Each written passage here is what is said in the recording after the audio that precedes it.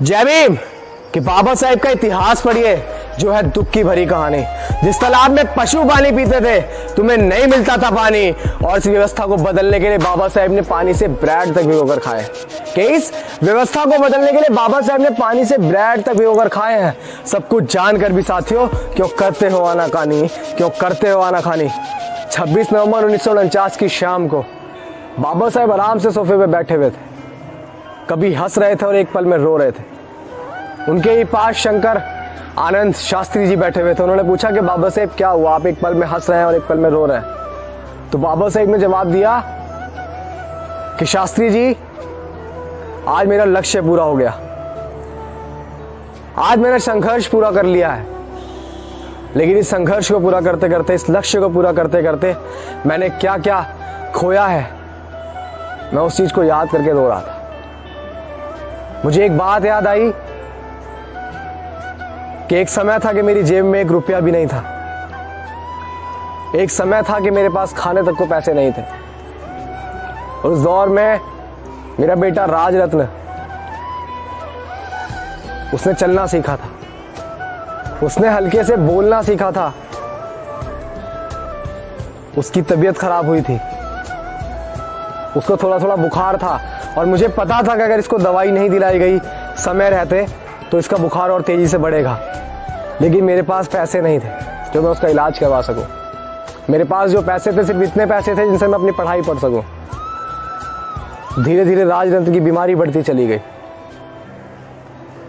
मेरे पास उसको सीने से लगा के रोने के अलावा कुछ भी नहीं था। ये बाबा साहेब शास्त्री जी को बता रहे थे कि मेरे पास उसको सीने से लगा के सिर्फ रोने के अलावा कुछ भी नहीं था। और एक समय रहा कि राजरत्न की बीमारी बढ़ती चली गई, और एक दिन वो मुझे छोड़कर चला गया। जब वो मेरे घर में मृत पड़ा हुआ था तो बहुत सारे लोग जुड़े। उनमें से एक व्यक्ति था जिसने मेरे पास आकर बोला कि बाबा साहेब राजरत्न अब नहीं रहे, उनके दाह संस्कार के लिए नए कपड़े चाहिए। लेकिन जब मैंने ये बात सुनी तो मेरा कलेजा रो पड़ा। वो इसलिए क्योंकि मेरे पास जिस बेटे की दवाई गोली के लिए पैसे नहीं थे, जो मेरे बीच से चला गया, मैं उसको नए कपड़े कहां से लाके दूंगा। ये बात रमाबाई को पता थी। उसने मेरे पास होले से आकर अपनी साड़ी का पल्लू फाड़कर राजरत्न को उड़ाया और उसका दाह संस्कार किया। लेकिन आज मैं खुश हूं शास्त्री जी, क्योंकि मेरे आने वाले करोड़ों लाखों राजरत्न जो हैं वो सूट बूट टाई बेल्ट पहनकर घूमेंगे। मेरे राजरत्न की कुर्बानी बेकार नहीं गई है। मेरे आने वाले करोड़ों राजरत्न बिना दवा दारू के नहीं मरेंगे। आप समझ रहे हैं बाबा साहब की कुर्बानी क्या है।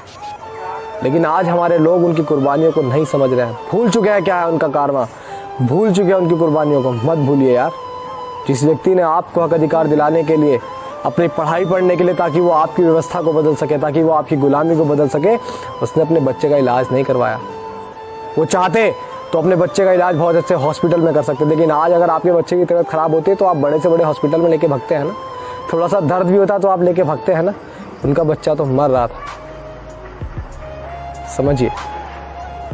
जय भीम।